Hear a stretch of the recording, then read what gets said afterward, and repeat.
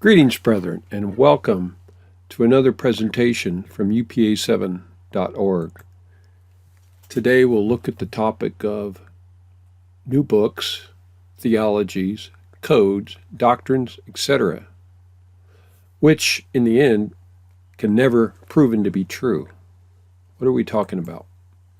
We're going to do a case study on the origin of new things that are contrary to the Bible, things that have appeared in terms of our doctrines, teachings, and practices, say in the last 100 years or so, that are false, that are contrary to the Bible.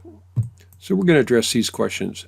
How do we distinguish between the tried and true versus the devil's counterfeit? This is really essential to know. And finally, look at from another perspective, are the new codes, that is the sermons published after Brother Houteff died by Florence Houteff, are they part of the books of a new order that Sister White warned us about? So we're going to look at the case a little more carefully. So we'll begin with this text for meditation. It's a scripture, actually, Ecclesiastes chapter 1, verse 9.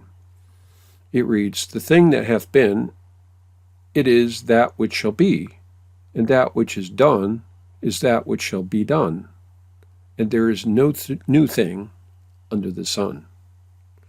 So we're going to come to see how that new things are really nothing but the devil's old tricks, and that in order to be on the hedge of safety within the golden bowl, we want to follow only that which is published. And we're going to develop a little paradigm, if you will, here to guide us. The idea, if it's true, then it's not new. If it is new, then it's not true. So we're going to look at several examples of this. So how does apostasy creep into the church? Well, we're going to read this passage here from Acts of Apostles, page 580, paragraph 1. It reads, "But after a time, the zeal of the believers began to wane, and their love for God and for one another grew less." This is after the early apostolic church. "Coldness crept into the church. Some forgot the wonderful manner in which they had received the truth. One by one, the old standard-bearers fell at their post. Some of the younger workers who might have shared the burdens of these pioneers and thus have been prepared for wise leadership had become weary of oft-repeated truths. In their desire for something novel and startling, they attempted to introduce new phases of doctrine, more pleasing to many minds, but not in harmony with the fundamental principles of the gospel. In their self-confidence and spiritual blindness, they failed to discern that these sophistries would cause many to question the experiences of the past and would thus lead to confusion and unbelief." So here we have an example, or a type, if you will, of what happened in the early Christian church. That the old guard's standard bearers began to fall away, and then the new teachers came in and were tired of the often repeated messages of truth, and they began to introduce new and novel things, teachings and doctrines, to please the mind of their followers. But in the end, they were not in harmony with the gospel, and this ultimately led, as we know in prophecy, to the falling away into the dark ages, the compromising with the truth. Is it possible that this could be happening in our day, say especially after the death of Brother Houteff in 1955? And the answer is absolutely, and we're going to see the case.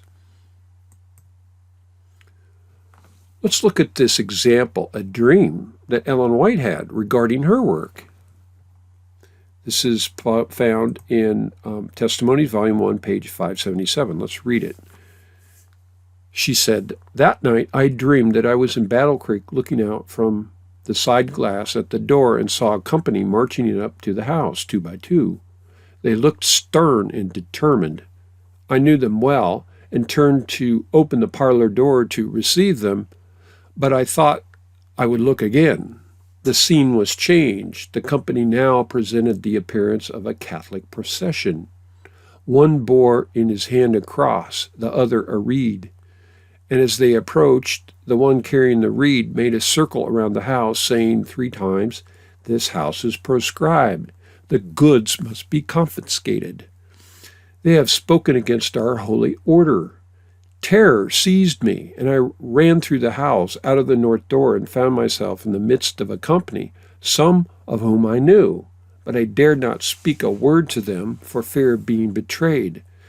I tried to seek a retired spot where I might weep and pray without meeting eager, inquisitive eyes wherever I turned. I repeated frequently, if I could only understand this, if they would only tell me what I have said or what I have done. So what is Ellen White referring to? Well, the trouble she's having is with these professed friends of the faith.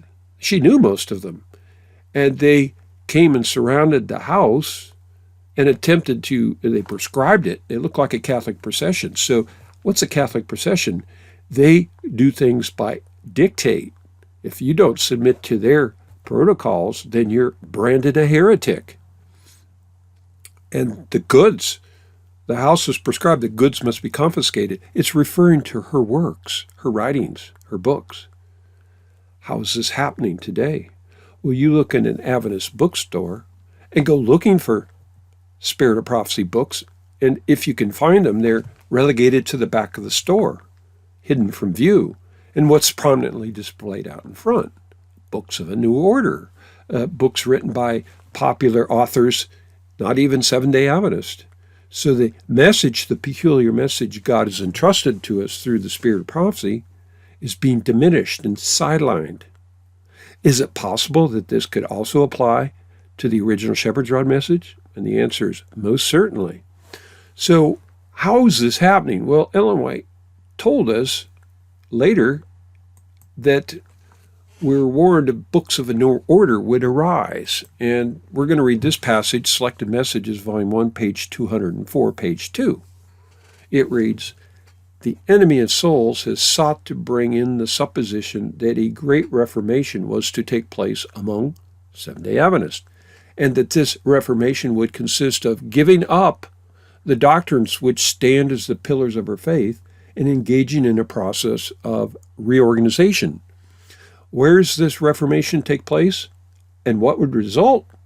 The principles of the truth that God in His wisdom has given to the remnant church would be discarded. Our religion would be changed. The fundamental principles that have sustained the work for the last 50 years, that's at the time she wrote this, would be accounted as error. Now it's about 170 years. A new organization would be established. Books of a new order would be written. A system of intellectual philosophy would be introduced. The founders of the system would go into the cities and do a wonderful work. The Sabbath, of course, would be lightly regarded, as also the God who created it. Nothing would be allowed to stand in the way of this new movement. The leaders would teach that virtue is better than vice, but God being removed, they would place their dependence on human power, which without God is worthless. Their foundation would be built on the sand, and storm and tempest would sweep away the structure. So here Sister White's warning us that books of a new order would come in, and that the pillars of our faith would be set aside, and a new system of intellectual philosophy would be introduced. It would be a new movement. You notice the emphasis, a new movement, books of a new order. So it begs the question, well, how's this been manifest? Okay, Ellen White passed away in 1915. So what kind of books have been published since her death? Books of a new order? Well, what are these books of a new order? Well, let's illustrate. There's lots of them, but let's get some examples here to bring to your memory or refresh to you things you need to know. In the early 1950s, an unnamed committee of Adventist scholars published a book called Questions in Doctrine, in an effort to convince evangelical Christians that Seventh-day Adventists were not a cult, but were a traditional Christian church. Now, they were responding to a book by Martin and Barnhouse called kingdom of the cults. And in there, Seventh-day Adventists were named along with Jehovah's Witnesses. And the church, rather than stand strong for the truth, bowed down to appease them and convince them that our peculiar doctrines on the sanctuary were really not, that were really the same as evangelical teaching. So this was a major compromise in our teaching on sanctification and justification. So this is a highlight example of a severe compromise done by Adventist leaders in the 1950s. Later in the 1980s, an Australian evangelist by the name of Desmond Ford introduced what is known as a new theology, which attacked the sanctuary doctrine head-on and did away completely with 1844 and replaced it with a counterfeit evangelical doctrine of justification only at the cross. So the whole idea of Jesus in the sanctuary as high priest moving from the holy to the most holy in October 1844 was completely done away with. And they adopted the idea that justification of the work of Christ was completed at the cross, and the whole concept of sanctification is a myth. So the effects of Desmond Ford's teaching have not gone away. It's one of the reasons the church today is so lukewarm, very liberalized. They think, oh, you can't overcome Christian or overcome all sin. Perfectionism is a false thinking. We'll be sinning all the way to the second advent. These ideas allow the church to be comfortable in a peace and safety message. And this message has very much influenced the church, especially in North America. So yeah, the new theology, as it's called, very destructive. And how about in late 1950, when Florence Houteff hijacked the symbolic codes and introduced a series of alleged sermon addresses given by Brother Houteff in a series of publications which became identified, amazingly, as the new codes. It's kind of apparent right now that this is like the elephant in the room. New codes, new doctrines. Who authorized her to do that? Nobody. She did it on her own. So we're going to build a case that these new codes are really part of the books of a new order. Now, we're reminded in inspiration to teach according to that which is written. So we need to remind ourselves, once again, this is from the original codes published by Victor Houteff. This is Symbolic Code, Volume 3, Numbers 5 and 6, page 14, published in 1937 by Victor Houteff. And he says the following: teachers of present truth, having before them the example of the tragic results caused by conflicting teachings by the Seventh-day Adventist ministry, and, in addition to this, having been repeatedly warned to teach only that which has been revealed and published, stand in great condemnation before God when they set forth conflicting or unauthorized views on any subject.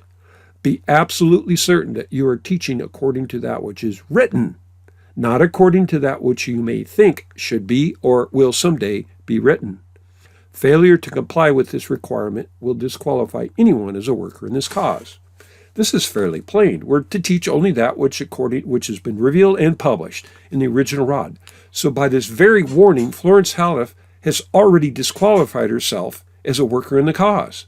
The day she decided to start revising the rod message, introduce the new codes, revise the timely greetings, and then later completely remodel the message and create the 11th hour radio message. So her ministry is absolute proof that she violated this warning. Why is it today that Davidians would still hang on to these unauthorized publications? It's just amazing.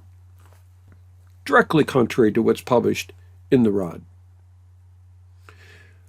We also need to remind ourselves that truth stands on its own merits. We'll read this from Testimonies of Ministers, page 106. It reads, "The Lord often works where we least expect him. He surprises us by revealing his power through instruments of his own choice, while he passes by the men to whom we have looked through as those whom light should come. God desires us to receive the truth upon its own merits, because it is truth. The Bible must not be interpreted to suit the ideas of men, however long they may have been held these ideas to be true. We are not to accept the opinion of commentators as the voice of God. They are erring mortals like ourselves. God has given reasoning powers to us as well as to them. We should make the Bible its own expositor. This is a mistake that many Davidians made by leaning on the arm of flesh and trusting that Florence Houteff, as Brother Houteff's wife, would somehow be a reliable voice, or M.J. Bingham as his editor. But this is a serious mistake. Okay? These commentators, their opinions are not the voice of God. We should think and reason for ourselves and not be dependent on the arm of flesh. And we're warned repeatedly, be careful about presenting new views. This is the next page, Testimonies Ministers, page 106 and 107. It reads, all should be careful about presenting new views of Scripture before they have been given these points thorough study and are fully prepared to sustain them from the Bible.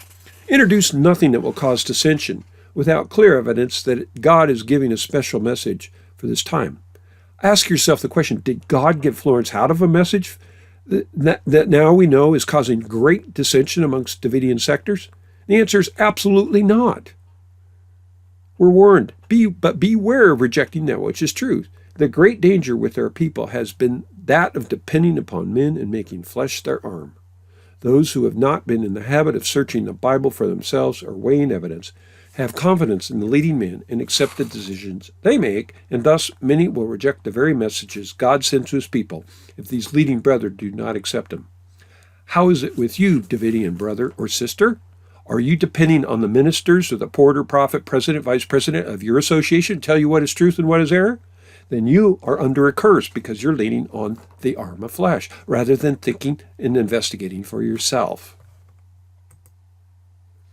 So, just as an example, we presented this in our last video about the whole futile attempt of a unauthorized committee of so-called Davidian scholars to investigate what part of the new codes are truth and what are error. They're all garbage. They're all hearsay. They should all be burned. But just as proof of this is to remind people that the very first issue of the Symbolic Code hijacked by Florence Houteff and published after Brother Houteff died, Volume 10, Numbers 3 and 4, had a blatant error. And this committee completely missed it.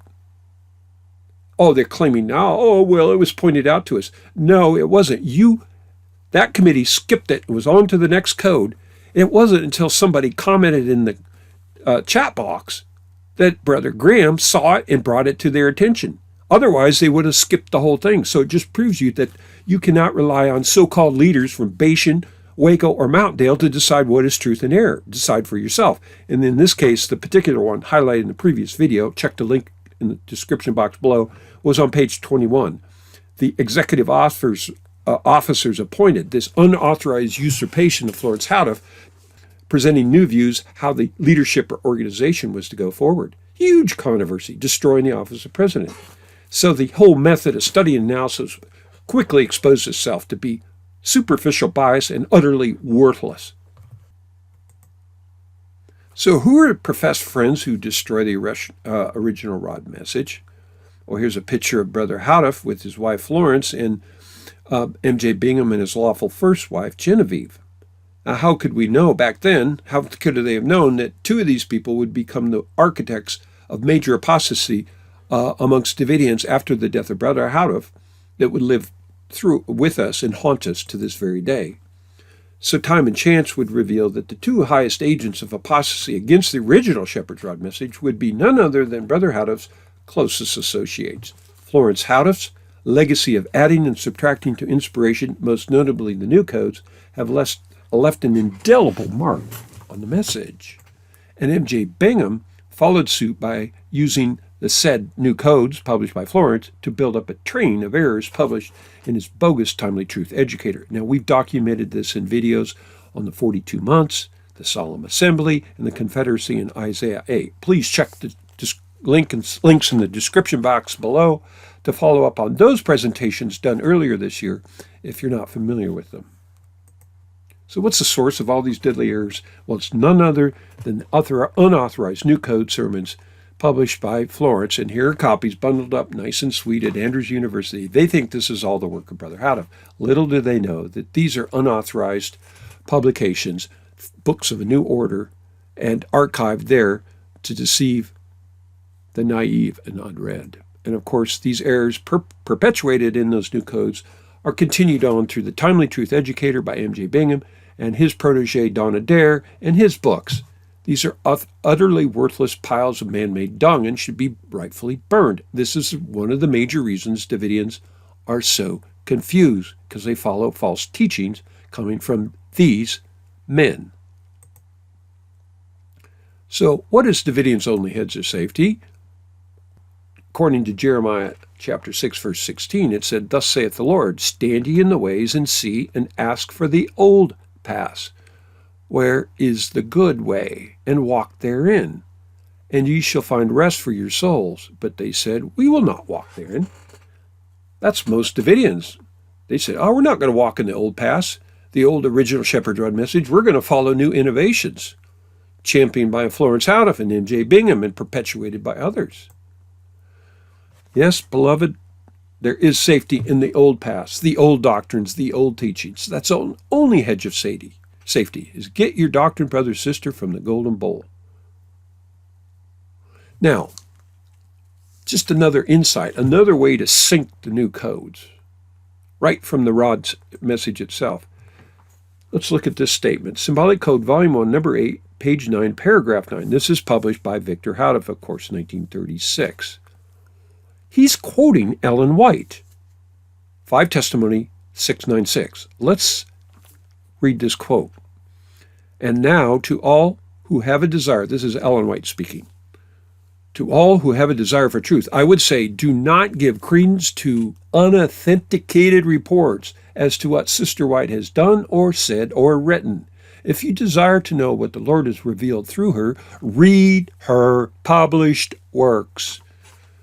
Are there any points of interest concerning what she has not written? Do not eagerly catch up and report rumors as to what she has said." Now, the fact that Brother Houteff quoted this means that he does and agrees by this same principle. Don't catch up anything that you think Brother Houteff said or might have said, any unauthenticated reports of what she's done or said or written, but read his published works. The original Shepherd's Rod, published from 1930 to October 1954. No more, no less. And don't go by unauthorized hearsay sermons based on the authority of Florence Houteff. It's as plain as day. And it's clear from the Rod's writings that the Golden Bowl contains only Victor Houteff publications. Let's look at this passage. Timely Greetings, Volume 1, Number 14, pages 19 and 22. "The 2 golden pipes, therefore, can only be only a representation of the inspired channels which are capable to extract the oil, light of truth, from the trees, from both testaments, and store it in the bowl."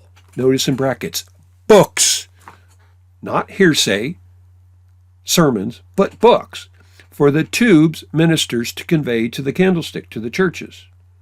The 2 golden pipes, God-inspired interpreters," that's Ellen White and Victor Houteff, no more, no less, "store the golden oil in the golden bowl." In brackets, the Spirit of Prophecy publications.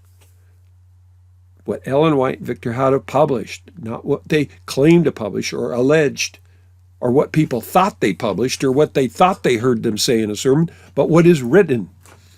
In the 7 tubes, the entire ministry convey from the golden bowl to the golden oil to the 7 golden lamps, the entire laity. That's how the system works. So the bowl contains only Ellen White, Victor Houteff publications. There are no new codes or Timely Truth Educators or Don Adair books on the Syrian Confederacy, any of it. That's all outside the bowl, unauthorized. It's really simple. Even a child can understand it. Get your doctrine, brother, sister, from the Golden Bowl, the written publications, Ellen White and Victor Houteff. No more, no less. So let's summarize here. New things, as we will find out, are never good. What are some examples? The New World Order, boldly printed on the United States dollar bill. Read Patriarchs and Prophets 124 and 25 about the New Order back in the days of Babylon.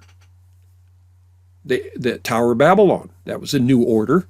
New World Order. We're in a New World Order today. That's no good. How about new versions of the Bible? Have you ever studied that out? Why do we stick to the authorized King James Version and these unauthorized and avoid these counterfeit NIV, New King James Version, etc.? Notice, New King James. Do you realize that the New King James Version Bible directly contradicts the sanctuary message in 1844? If you don't, you better study it out. Okay, we're warned against these things. We get our truth from what? One Lord, one faith, one baptism, and how many Bibles? One. And that's the King James. So new versions of the Bible are dangerous. They're never good. Or how about the New Age movement? The basis of pantheism, Eastern mysticism, and earth worship. The very thing that took out John Harvey Kellogg and created the Alpha of apostasy and took out F.E. Belden and A.T. Jones and Wagner, all got caught up in this Eastern mysticism, pantheism. And the church almost crumbled, but Ellen White and A.G. Daniels met that crisis and faced it head on. We're in the omega of apostasy today. New Age books and New Age writings. Who's going to stand up and oppose it? God will have somebody. 100% rod-only Davidians. We also have books of a new order. Ellen White warned us about books written about 1888, questions on doctrine, books justifying women's ordination, on and on and on. The Adventist book centers are full of it, written by authors that reinterpret the 1888 message. If you want to know about the 1888 message, get it directly from Ellen White's writings, 1888 Messages, or Christ Our Righteousness by A.G. Daniels, an eyewitness that's quoted in the Rod. And from the Shepherd's Rod, that's the only way you'll understand 1888, not all these new books. And how about the New Theology of Desmond Ford? We mentioned that earlier. New garbage. How about the New Codes? Florence Houteff, same thing. It's new, uninspired. It's never good. If it's new, it can't be true. Or New Orders and Styles of Worship. Anybody that's been in the church in a while realizes that these pastors go off and get training and ideas from evangelicals about how to grow the church, and they come in with these new worship styles and new prayer methods. None of that's of God. Or new perspectives. How about the LGBTQ agenda that's creeped into Adventist universities, and the Adventist young people are going for it hook, line, and sinker? Or the new green environmental movement being perpetuated by the papacy. We're going to report more on that soon. The COP26 meetings and Adventist Church, hook, line, and sinker, going after the world's environmental agenda, calling CO2 a bad thing. It's insanity. It's anti-science. It's anti-God. It's pure Marxism. So we'll be reporting more on that. But all of this new stuff is bad. It's really simple. The new codes are right in there with it. So what's our summary? What is the take-home lesson in this presentation? It's just this. Beware of any so-called new thing. The devil, that old serpent, does not have any other ideas in his head because he keeps using the same old tricks. Why do we keep falling for him? He continues to usurp, confuse, and deceive the ignorant and cause the proud of the heart to stumble at the word of God.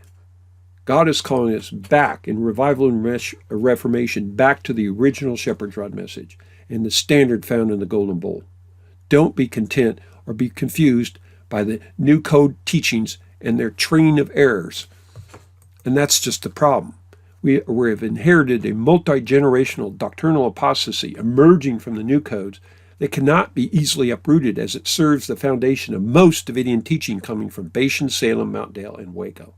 The only remedy, teachings on the 42 months, teachings on the Assyrian Confederacy, teachings on the Jonah phase of message, teachings on the Solemn Assembly, all counterfeit, false, coming from the new codes. The only remedy is to burn all the new codes and return to the platform of the original Shepherd's Rod. You've been warned, brethren. Heed the message. God is pleading. Get off the ships that are sinking and get on the platform of the original rod. So this concludes our presentation. If you have any further questions, comments on this subject, then please subscribe to this channel, Universal Publishing Association, for future updates and reports, and most importantly, to request assistance to establish an original Shepherd's Rod publishing house in your area or country, so you can publish your own original message and separate from all this apostasy, then please feel free to contact us anytime. We can help you do that. And we will not rule or control you. God needs 1,000 publishing houses in 1,000 locations around the world to publish 1,000 raw literatures every month to reach 22 million 70 hours worldwide. These man-controlled, unauthorized associations based in the United States are incapable and incompetent. They cannot fulfill the need. Separate from them. Do the work that God has called us to do. The instructions and the marching orders already in the rod. Follow that. And cease from man, whose breath is in his nostrils. So you can contact us. Here's our email, our phone. You can text or contact us through WhatsApp. Visit our website, whyparish.org. So, brethren, we appreciate your time. And seek first the kingdom of God. And cease from all these men whose breath are in their nostrils. Godspeed.